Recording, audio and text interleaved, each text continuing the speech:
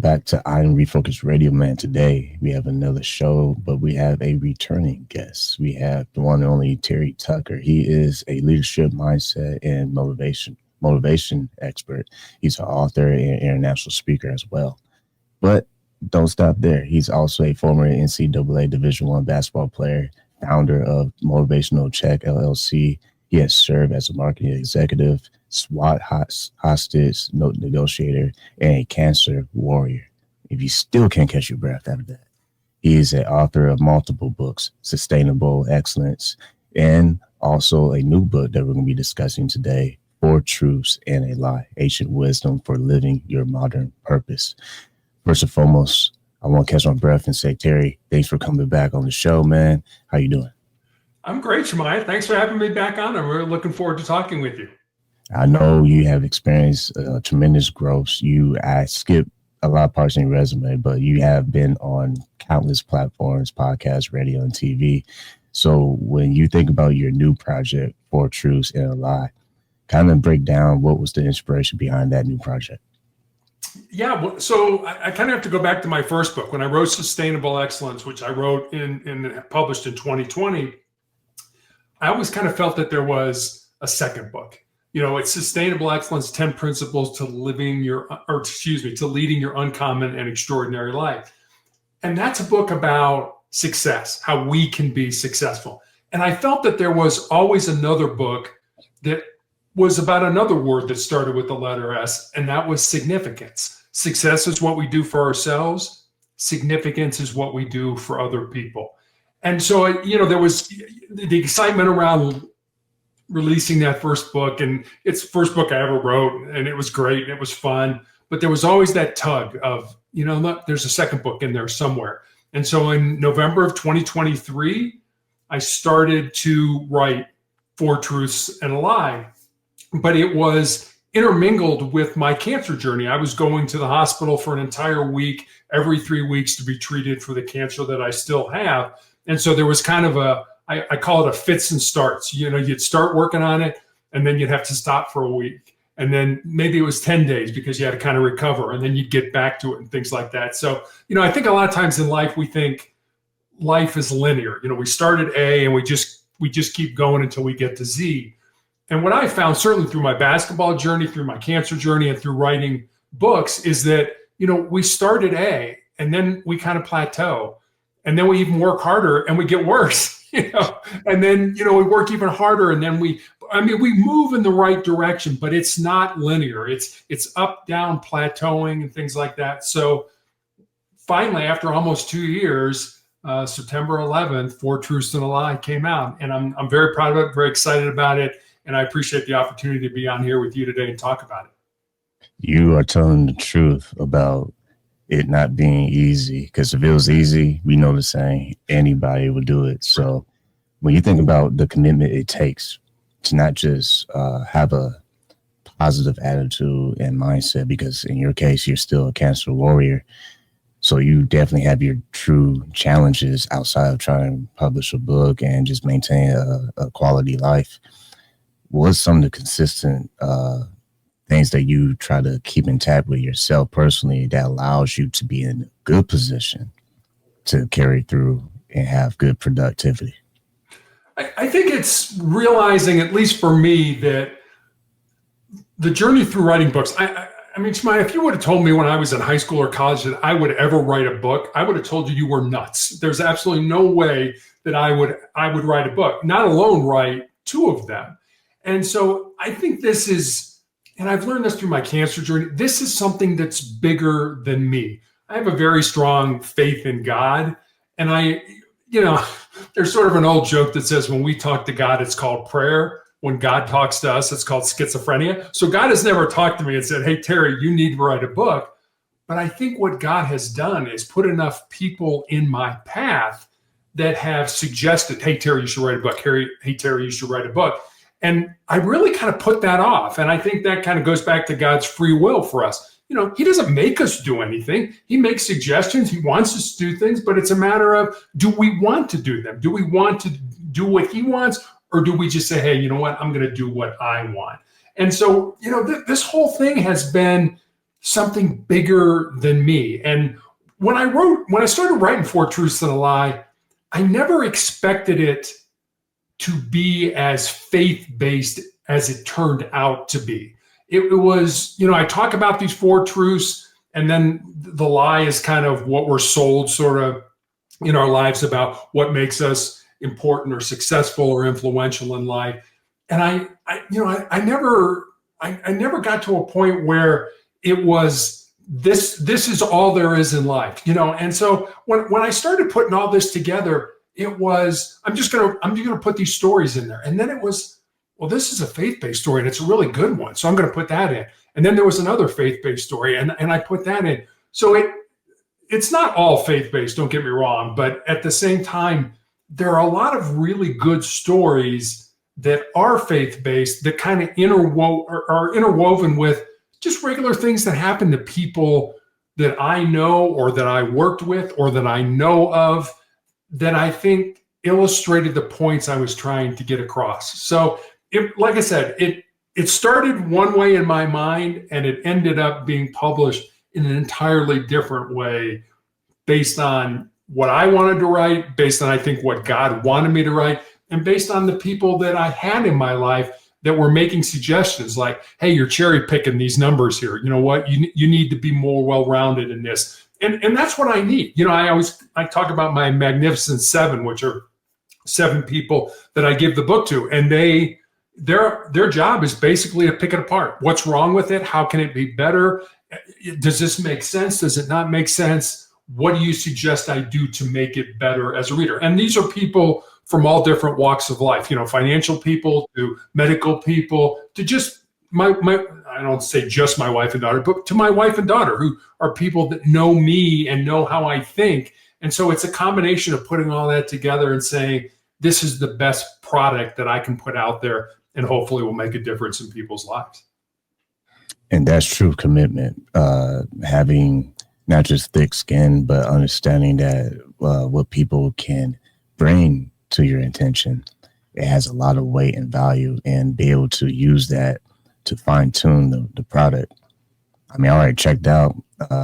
It's on Amazon and it already has 5 stars. It's pouring in right now. So we got to get our viewers involved and say, please go support this book and drop those 5 stars for Terry. When you are looking at how you touch on the lie, what is that lie that holds people back the most, and how do they overcome it? Yeah, the lie is sort of the bill of goods that we're sold by society, by Madison Avenue. If you drive this car, you're cool. If you wear these clothes, you're hip. If you drink this soda or beer or wine or whatever, you're part of the in crowd. And it's interesting. There's a great story about. There's a fable. I don't think this actually happened, but it's still a great story about Alexander the Great. And I put this in the book. Probably one of, if not the greatest conqueror of all time. I mean, in all honesty, we talk about how many people Hitler killed during World War II. Alexander the Great probably beat him in that regard when he conquered so much of the known world at the time. But the story goes that as Alexander the Great is dying, he calls his counselors together. And he says, I want you to carry out my final 3 wishes. And he said, my first wish is I want only my doctors to carry my coffin to the grave. My second wish is I want the road to the cemetery paved with gold and silver and precious stones. And my third wish is that I want my hands hanging outside the coffin for people to see. One of his counselors steps forward and says, I got to ask, you're Alexander the Great. You're the most powerful man in the world at the time. These seem like very trite wishes. You could have asked for anything. Why these? He said, well, number one, I want my doctors to carry my casket, my coffin to the grave, because I want people to understand that no doctor heals any disease. They help the body. They help you heal whatever is going on in your life. So I want people to understand it's important how they treat themselves mentally, emotionally, physically, spiritually. Do things that are good for you. We know, going back to what makes people successful and influential, when I was growing up, there were cigarette ads for the Marlboro Man all over the newspaper, the television, during sporting events. The Marlboro Man died of lung cancer. So we know that, cigarettes are not good for us. But Madison Avenue was telling us, smoke these cigarettes and you'll be cool. So that was the first wish of having my doctors carry my coffin to the grave, because no doctor heals anything. Be responsible for your own body, your own mind, your own soul. The second one was, he said, I've spent my entire life accumulating wealth, power, influence in the world, and yet none of that is accompanying me when I die. None of that is accompanying me beyond the grave. So I want people to understand that it's just sheer folly to chase those things in life. And then the last thing about keeping his hands outside his coffin, he said, I want people to understand that I came into this world empty-handed and I leave it exactly the same way. And while I say that's a fable story, it's still a great reminder for all of us about what's really important. It's not about the money, the wealth, the power, and the influence that we accumulate when we're on this earth. It's about what we give to people. And Shemaiah, you've probably seen this. We know people that feel they're born empty, and that when they get out of school and they get into life, whatever that looks like for them, that their job is then to fill up their empty self. They got to make the most money and live in the nicest home and drive the nicest car and have all the latest gadgets and gizmos. And what I've learned in my life is that we're not born empty. We're born full with everything we need to be successful already inside of us. We just need to find it, pull it out, and use it for our benefit. So our purpose or our goal in life should not be to fill ourselves up. Our purpose or goal in life should be to empty ourselves out with our unique gifts and talents, certainly for the betterment of ourselves, but also for the betterment of our family, of our friends, and of our communities. I like the pouring out perspective, because service is the most rewarding part of life. And what I mean by that is, when you mentioned pouring out, it's like a movie theory in my mind, thinking about someone pouring some water, but how valuable is what is inside already.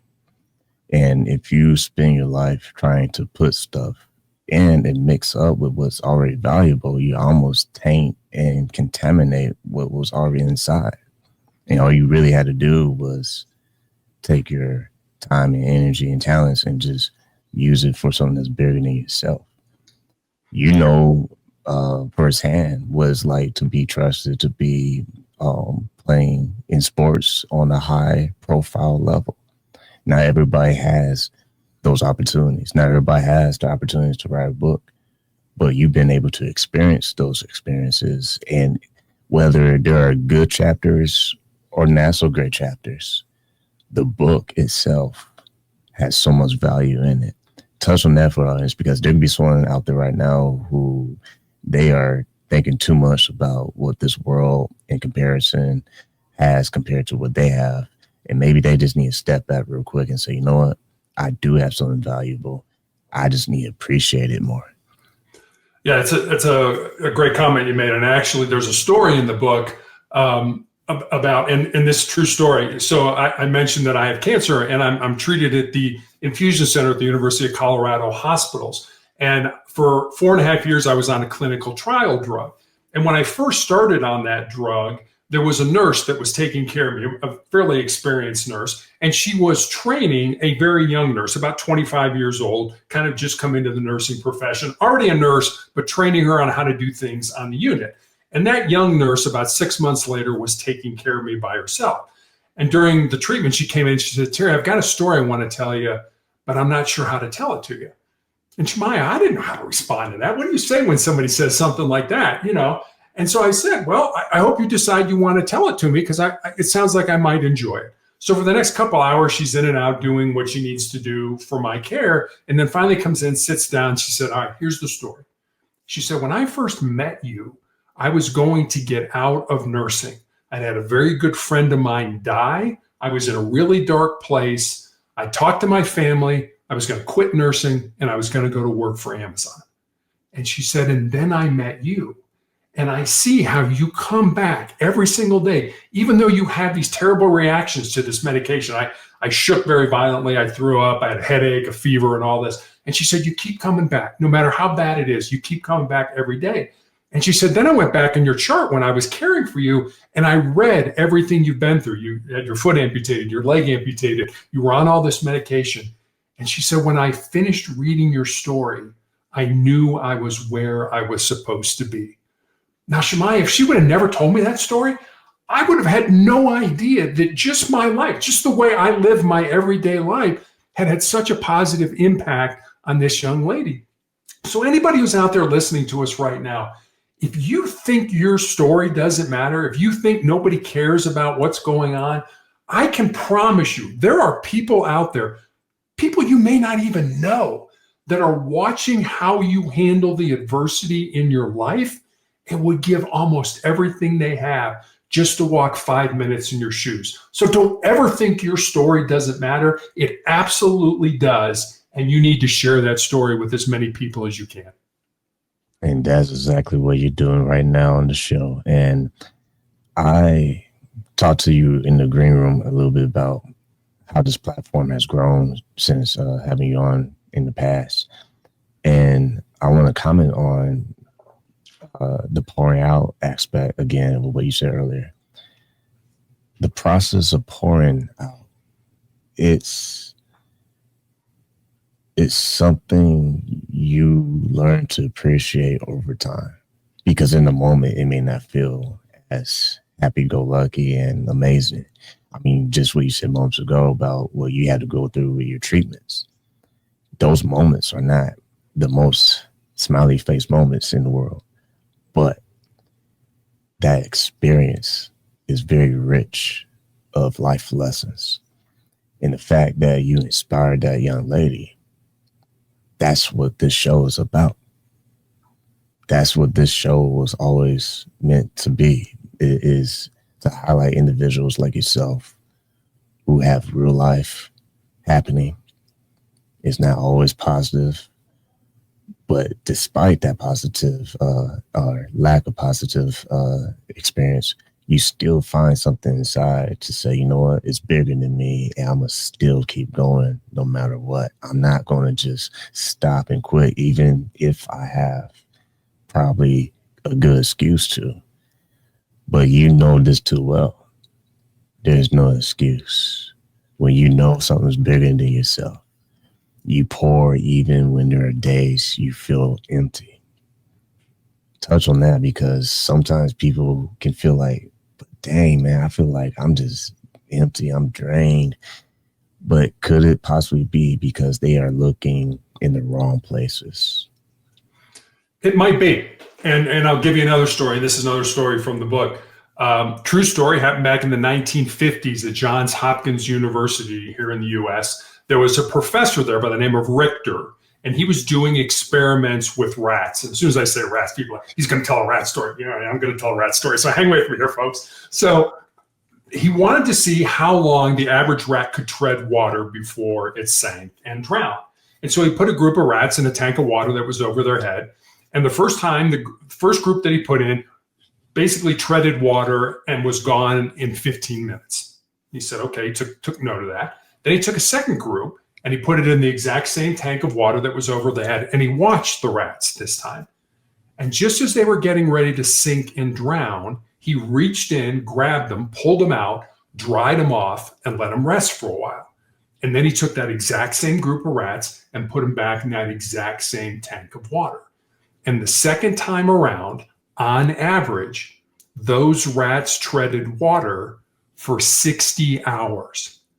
Now think about that. The first group of rats dies in 15 minutes. And I mean, and dies. It's not like, you know, your business is going to go under, you're going to flunk a test, or your marriage is going to fail. You're going to die. And the second time around, 60 hours, which taught me two things.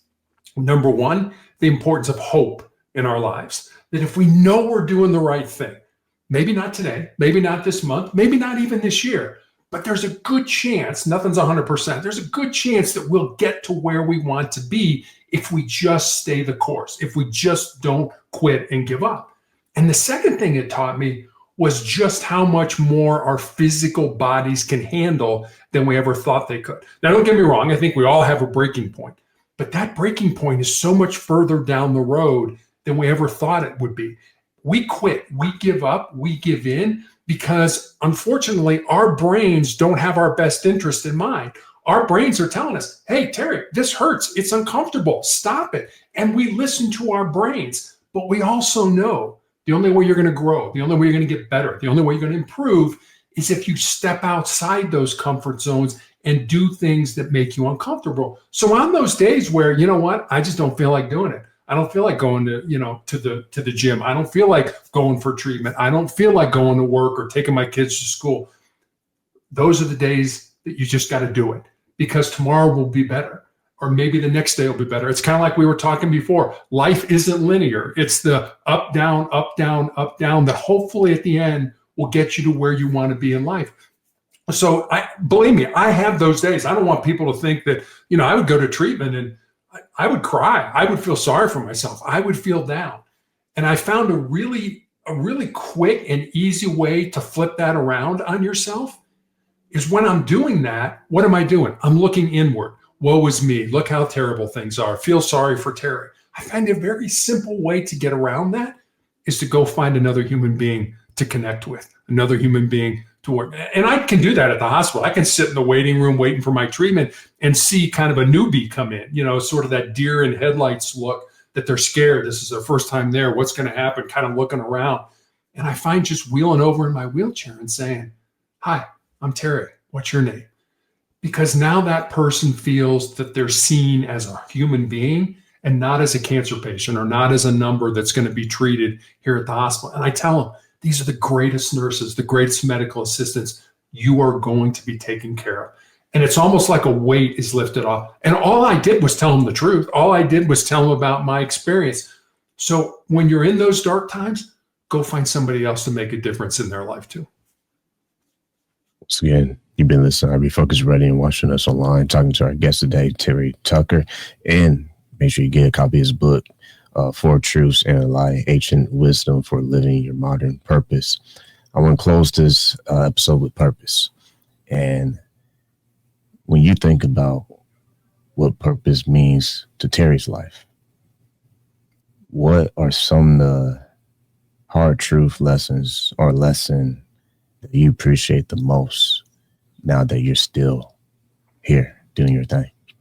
That's a great question. I think we tend to talk about the word purpose in the singular, like it's one thing. And I can't speak for everybody, but I think for me, my life has been purposes. When I was younger, I really felt my purpose was to be an athlete, to play basketball. And then as I moved sort of into adulthood, I felt my purpose was to be in law enforcement. I was a police officer for a number of years. And now, in all honesty, I'm probably coming towards the end of my life. I think my purpose has switched again to put as much goodness, positivity, love, motivation back into the world as I possibly can. And let me tell you just one final story to kind of round this out. True story, there's a professor at the University of Chicago who does this experiment with his students. He's a psychology professor. And the idea is you go out and you get on a bus, and in 3 questions, you go deep with somebody. So you sit down next to somebody, hey, how you doing? I'm fine, how are you? And I'm just making this up. That's question 1. Question 2, what do you do for a living? Oh, I'm a doctor. Question 3, have you always wanted to be a doctor? Shmaya, it doesn't matter what they tell you. They could say, no, I grew up on a farm and I wanted to be a veterinarian, but X, Y, and Z happened. Or my mother was a doctor, but she died of breast cancer at 40, so I'm honoring her memory by becoming a doctor. Whatever they tell you, they're telling you their why, their mission, their purpose in life. Social media allows us to stay on the surface. We don't go deep with people. I've been asked, how do you want to be remembered? I don't want to be remembered. I'm not going to be remembered. 100 years from now, nobody's going to remember I was even here. But what I want today, what that purpose is, are those deep, meaningful connections with another human being. Well, I appreciate not just you sharing that, but also you coming back on the show, man. It's great to have someone who's been on here before to come back again, like a family reunion type thing. But if you had a message while we have you, I want to squeeze one more question, man. if you have a message that you want to share for young people based on what you know about life, what message would you want to tell young people today? I guess this. It's more important who you work with and who you work for than it is the work that you do. And I know people are going to think about that. That's kind of weird. Find people who care about you. Find people that are willing to invest in you. Find people that want to see you succeed. Hitch your wagon to those people and climb your mountains together. Well, with that said, I want to say to our guest today, Terry Tucker, thank you again for your time today. Shemaiah, thanks for having me on. I really enjoyed it.